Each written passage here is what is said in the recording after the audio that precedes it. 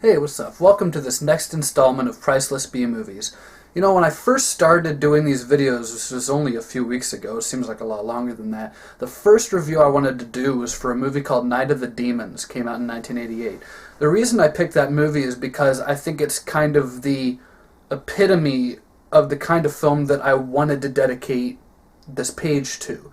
You know, it was a B movie. It was a movie that not a lot of people know about, but it was endlessly inventive, really underrated, and in my mind, a terrific film. In about a week afterward, I had a list of about 8 people asking me to review the remake of Night of the Demons. Well, I don't want to turn down a fan, let alone that many of them, so here you go. Night of the Demons.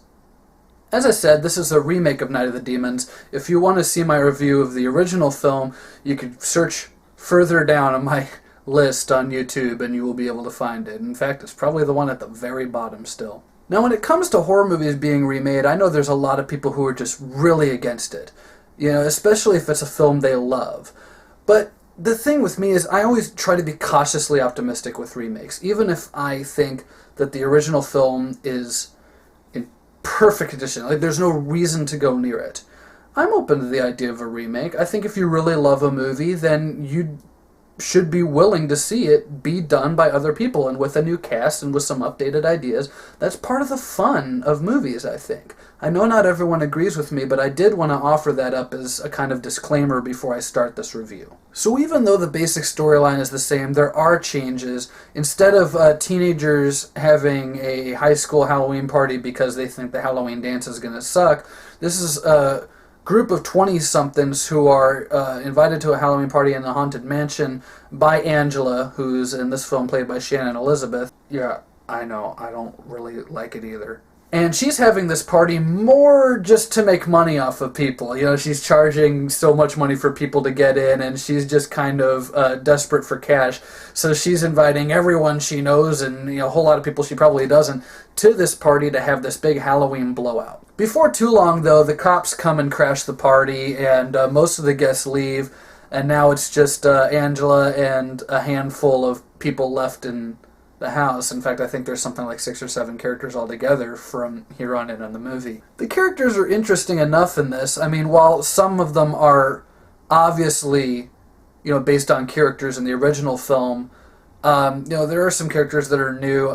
Monica Keena is kind of the main survivor girl in this, and if you've seen Freddy vs. Jason, she's the main survivor girl in that. So if you've seen that movie, like everyone on this planet, then you know who Monica Keena is. We also get B-movie favorites Deora Baird and Bobby Sue Luther. Bobby Sue Luther is basically taking over the Linnea Quigley role in this. Although Linnea Quigley herself does have kind of a nice funny cameo near the beginning of the film. Anyway, like I said, Deora Baird and Bobby Sue Luther in this, they basically, they have the boobs for the parts, so it works. Also, obviously, there's a couple of guys. John F. Beach plays a really funny guy. He's a new character. And there's another new character played by, believe it or not, Edward Furlong. Now, I'm sure some of you are wondering, hey, Colin, if the original Night of the Demons is one of your favorite movies and you're so okay with horror remakes, what did you think of this one? Or maybe not, maybe you're wondering how Silly Putty would hold up if there was a nuclear holocaust. I don't know what's going on in your head, but you probably want my opinion because you're watching my damn video. Well, there's things about this film that I like and there's things that I don't like. In terms of how well it keeps the spirit and the tone of the original film, it actually does this surprisingly well, but not quite in the way that you would expect. There are several references and several key scenes from the original that are redone and kind of played with here. Unfortunately, though, my issues are not so much that they didn't pay tribute to these scenes, but that the way they're done in the remake, wow. For example, we get Angela's dance scene. Now here's the thing, in the original Night of the Demons and its sequels, Angela's played by Amelia Kincaid, and Amelia Kincaid is a trained ballerina. She's a trained dancer. She choreographed all her dances in those 3 films, and especially the one in the first film is incredible. It's one of the high points of the movie. Here we have Shannon Elizabeth, so basically we have Nadia from American Pie all gothed up and kind of just swaying a bit, and that's about as interesting as it ever gets. Also, if you're a fan of the original movie and you're wondering, Yes, they do the lipstick scene in this. But you know what was great about the original movie is the scene built up to it. It was this kind of slow burn, one shot, zoom in, and then you got the freak out. Then you got the image that is burned into all of our minds when we watch that movie. In the remake, though, it's kind of rushed through. You don't really see it. There's stuff in the way, and it's kind of played more for comedy than it is for creepiness.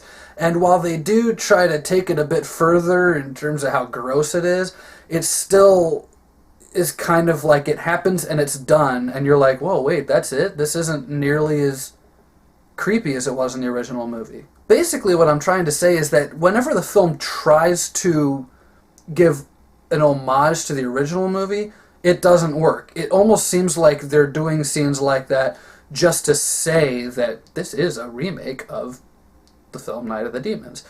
And it's not really in those scenes that the movie is any good.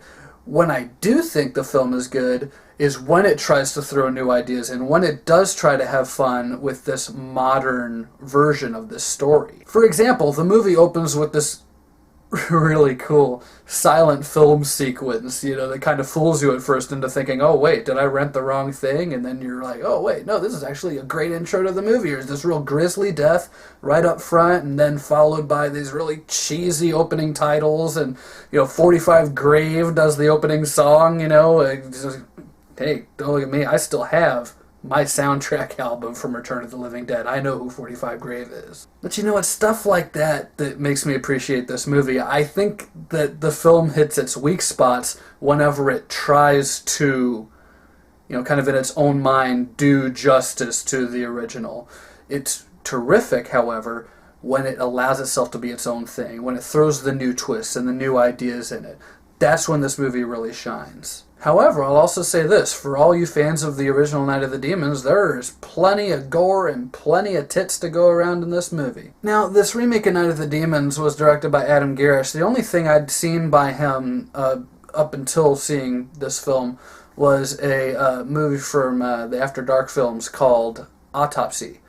And I couldn't stand it. I really didn't like it. I thought it was mean-spirited. I thought that it wasn't as clever as it was trying to be.